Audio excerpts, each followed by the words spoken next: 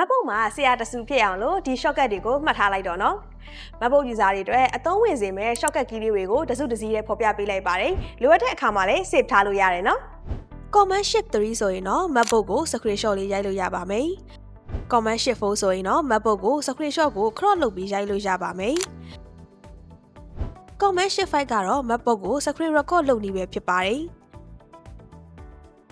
Command Shift Delete ဆိုရင်တော့ trash တဲကအားလုံးကို cleaning လုပ်နေပဲဖြစ်ပါတယ်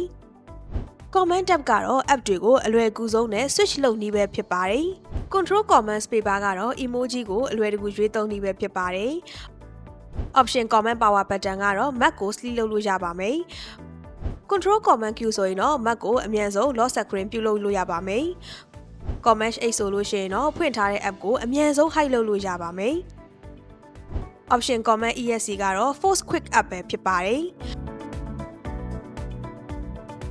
Command W ကတော့ Safari ဒါမှမဟုတ် other browser ကနေ tab တွေကိုပိတ်လို့ရပါမယ် Command T ဆိုရင်တော့ Safari ဒါမှမဟုတ် other browser ကနေ new tab တွေကိုခေါ်လို့ရပါမယ်